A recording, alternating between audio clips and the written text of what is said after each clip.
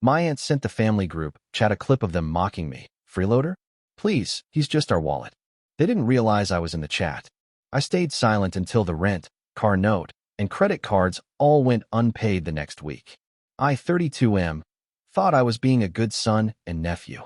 For 3 years, I'd been the family's financial safety net, covering rent for my mother, car payments for my sister, credit card bills for my aunt, and countless other expenses that somehow always became my responsibility. I told myself it was temporary, that they just needed help getting back on their feet. I was wrong. The revelation came on a Tuesday evening while I was reviewing quarterly reports at my home office. My phone buzzed with a notification from our family group chat. My aunt had accidentally sent a video clip meant for a different conversation. The preview showed my living room, and I could hear familiar voices laughing in the background. Curiosity got the better of me. I clicked play.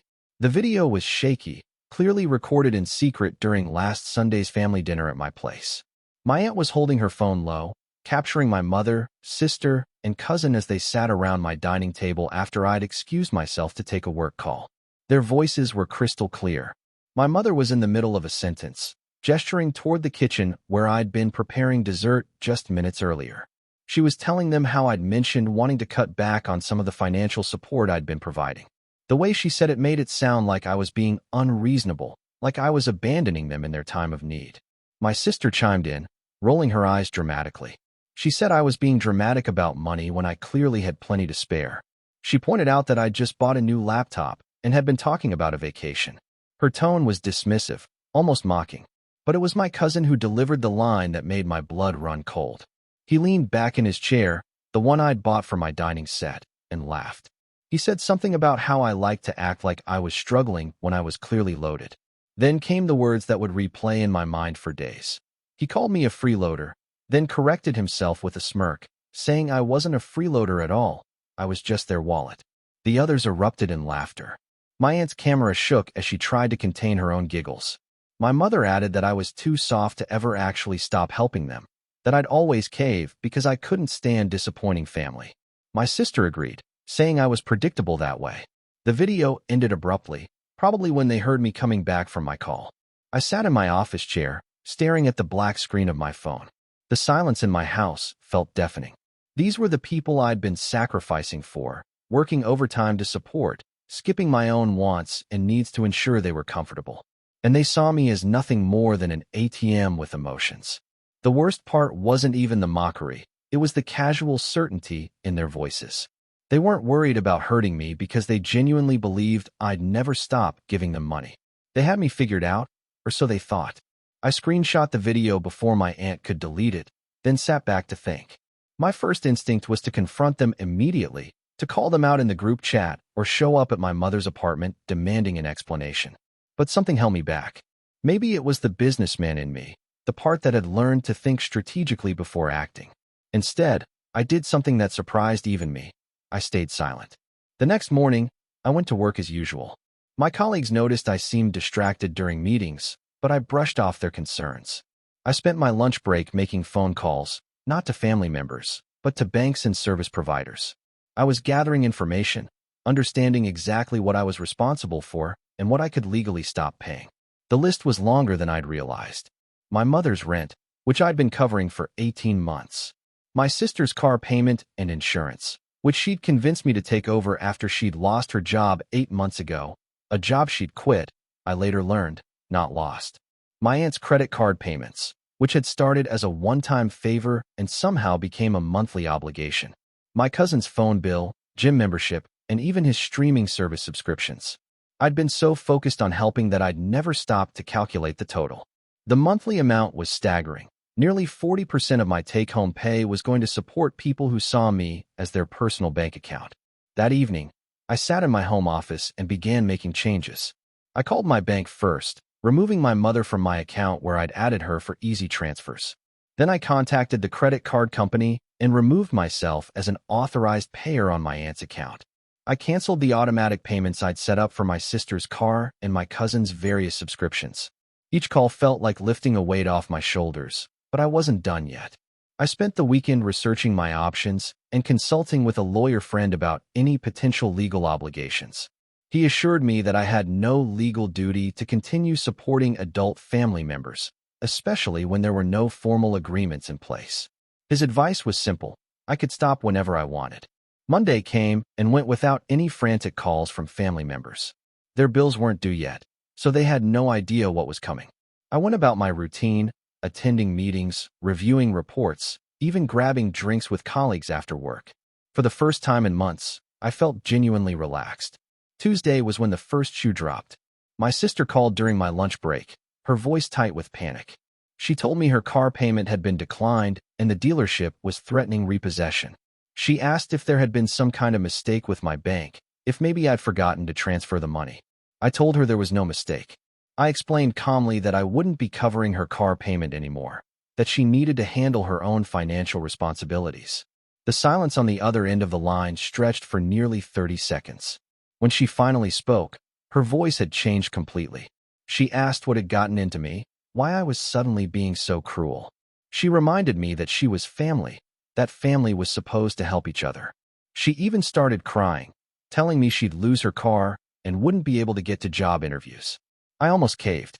The sound of her tears triggered every protective instinct I developed over the years.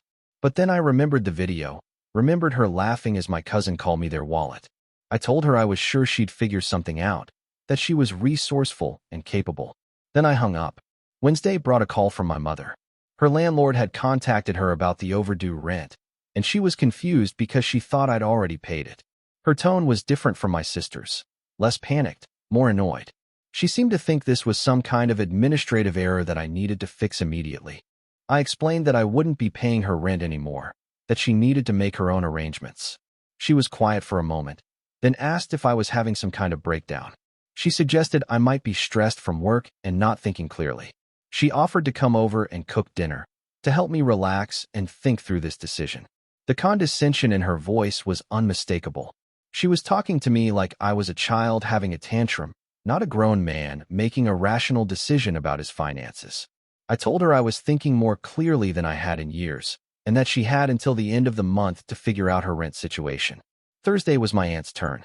She discovered that her credit card payment had bounced, and she was facing late fees and interest charges. Unlike my mother and sister, she went straight to anger. She accused me of being selfish and ungrateful, reminding me of all the times she'd babysat me as a child, all the birthday gifts she'd given me over the years. I let her vent for a few minutes, then asked if she remembered sending anything to the family group chat recently. The question seemed to catch her off guard. She stammered something about not remembering, about sending lots of things to the chat. I told her she might want to check her recent messages, then ended the call. By Friday, my cousin had figured out that his phone service was about to be cut off. He tried a different approach, showing up at my office building and waiting for me in the lobby. When I saw him there, my first thought was that he looked smaller somehow, less confident than he'd seemed in the video. He started with an apology, saying he'd heard from the others that I was upset about something. He claimed he didn't know what he'd done wrong, but he was sorry anyway. He asked if we could grab coffee and talk through whatever was bothering me. I agreed to coffee, curious to see how far he'd take the innocent act. We sat in the cafe across from my office, and he spent 20 minutes talking about family loyalty and mutual support. He never once mentioned the video or acknowledged what he'd said about me. He just kept emphasizing how much the family appreciated everything I did, how grateful they all were. Finally, I pulled out my phone and showed him the screenshot of the video. I watched his face change as he realized what he was looking at. The color drained from his cheeks, and his carefully constructed apology died in his throat. He tried to explain it away, saying they were just joking around, that they didn't mean anything by it. He claimed they were actually defending me, that the video didn't show the full context. But I could see in his eyes that he knew exactly how damaging those words had been. I told him the context was clear enough. They saw me as their wallet, nothing more. I explained that wallets don't have feelings, so they wouldn't mind if I stopped opening mine for them. Then I left him sitting there with his untouched coffee and his empty explanations. Update 1. The weekend was eerily quiet. No calls, no texts, no surprise visits. I almost wondered if they were planning some kind of intervention, but nothing came.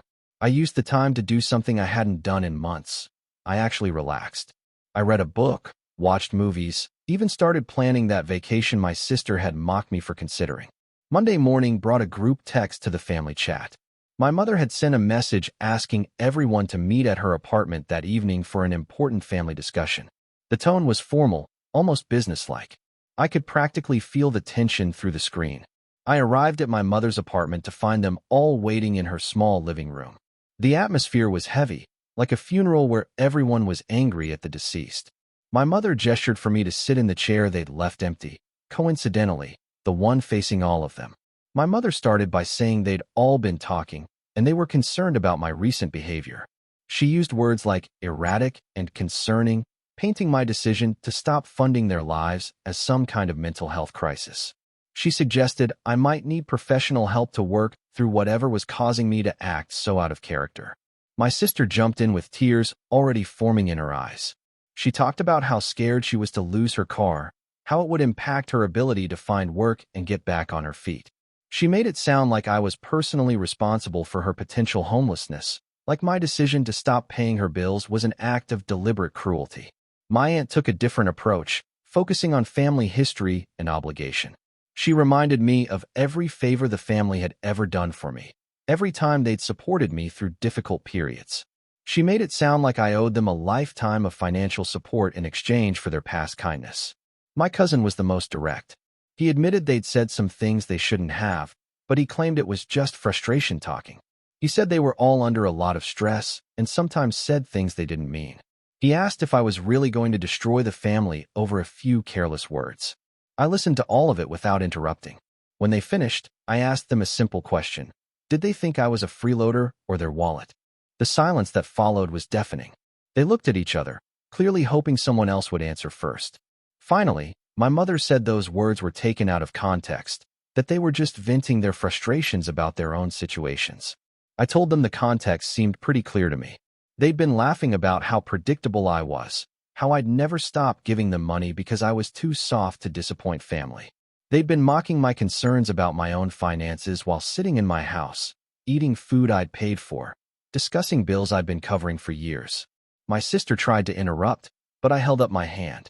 I told them I'd spent 3 years being their financial safety net, and in return, they'd made me the punchline of their private jokes. I explained that I'd realized something important. They didn't respect me, they just needed me. The room erupted in protests. They all started talking at once, insisting they did respect me, that they were grateful for everything I'd done.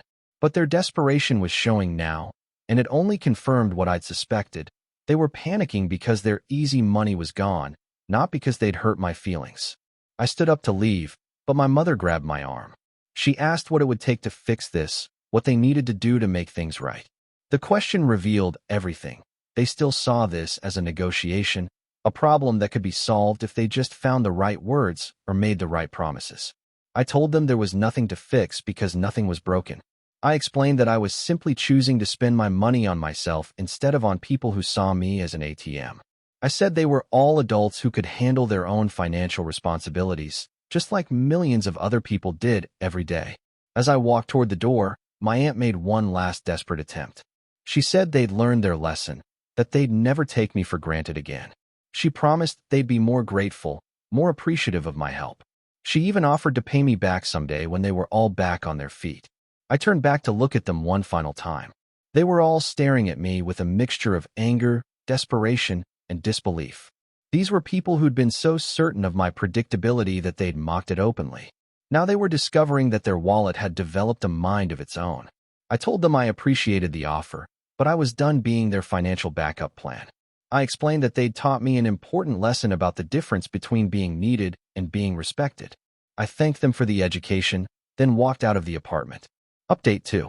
The next few weeks were a masterclass in family manipulation tactics. They tried everything: guilt, anger, bargaining, even bringing in extended family members to pressure me. My grandmother called to tell me how disappointed she was in my selfishness. My uncle suggested I was having some kind of midlife crisis. Even family friends reached out to express their concern about my sudden change in behavior. But the most revealing moment came when my sister showed up at my house with her 2 kids. She'd brought them specifically to tug at my heartstrings, coaching them to ask Uncle why he didn't want to help Mommy anymore. Watching her use her own children as emotional weapons was the final confirmation that I'd made the right decision.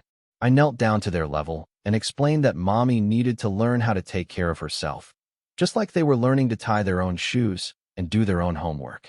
I told them I loved them very much, but that didn't mean I had to pay for everything their mother wanted. My sister's mask slipped completely. She started screaming at me in front of her children, calling me selfish and heartless. She said I was destroying the family, that I was choosing money over the people who loved me. The irony was lost on her. She was the one who'd reduced our relationship to a financial transaction, not me. I calmly asked her to leave, and when she refused, I told her I'd call the police if she didn't take her children and go. She finally left, but not before telling me I'd regret this decision for the rest of my life. 3 months later, I received a text from my mother. She'd found a smaller apartment she could afford on her own and wanted me to know she was doing fine. The message was brief and cold, but it was the first communication from any of them that didn't involve asking for money or trying to make me feel guilty. My sister had moved back in with her ex-boyfriend, the father of her children. Apparently, the threat of losing her car had motivated her to swallow her pride and work things out with him. My cousin had found a roommate and a part-time job. My aunt had consolidated her credit cards and was making minimum payments. They were all surviving, just like I'd known they would. Update 3. 6 months after the video incident, I ran into my cousin at a coffee shop downtown. He looked different, thinner, more tired, but also somehow more substantial. He approached my table hesitantly, asking if he could sit down for a minute. He told me he'd been thinking a lot about what happened, about the things he'd said, and the way they'd all treated me. He admitted that losing my financial support had been a wake-up call, that he'd been coasting through life assuming I'd always be there to catch him when he fell. He said he'd gotten a full-time job and was actually proud of being able to pay his own bills for the first time in years. He looked me in the eye and apologized, not for getting caught on video, but for taking advantage of my generosity and then mocking me for it. I appreciated his honesty, and I told him so. But I also made it clear that our relationship had fundamentally changed. I could forgive him, but I couldn't forget what I'd learned about how he really saw me. Trust, once broken, doesn't just magically repair itself. He nodded and said he understood. He asked if there was any chance we could rebuild our relationship on different terms, without the financial component that had poisoned it. I told him I was open to the possibility, but it would take time and consistent actions, not just words. As he got up to leave, he said something that stuck with me. He told me that cutting off the money had actually been a gift, even though none of them had seen it that way at the time. He said it had forced him to grow up and take responsibility for his own life in a way he never had before. I never heard from my mother, sister, or aunt again. They'd made their choice. They preferred to nurse their resentment rather than acknowledge their mistakes. Part of me was sad about losing those relationships, but a bigger part of me was relieved to be free from the constant financial pressure and emotional manipulation. A year later, I took that vacation I'd been planning. I traveled through Europe for 3 weeks, staying in nice hotels and eating at expensive restaurants without worrying about whether I could afford it. For the first time in years, I was spending my money on experiences that brought me joy instead of obligations that brought me stress. On my last night in Rome, I sat in a sidewalk cafe watching people walk by, and I realized something profound. I'd spent so many years trying to buy love and approval from my family that I'd forgotten what it felt like to simply enjoy my own success. The money I'd been giving them hadn't just been supporting their lifestyles, it had been subsidizing their disrespect. That video my aunt accidentally sent had been the best mistake she ever made. It had shown me the truth about how my family really saw me, and it had given me the courage to finally see myself clearly too. I wasn't their wallet, their safety net, or their backup plan. I was a successful man who deserved to be treated with respect, not taken for granted. The family I'd been trying so hard to please had never really existed. They'd been a collection of people who'd learned to see my kindness as weakness and my generosity as an entitlement. Cutting them off hadn't destroyed my family. It had revealed that there hadn't been much of a family there to begin with. Sometimes the most loving thing you can do is stop enabling people to take advantage of you. Sometimes the healthiest choice is to walk away from relationships that only exist because of what you can provide, not who you are. And sometimes, the people who claim to love you the most are the ones who respect you the least. I learned all of this from a 30-second video clip that was never meant for my eyes. My aunt thought she was sharing a private joke at my expense, but she'd actually given me the greatest gift of all, the truth about who these people really were, and more importantly, who I deserve to be.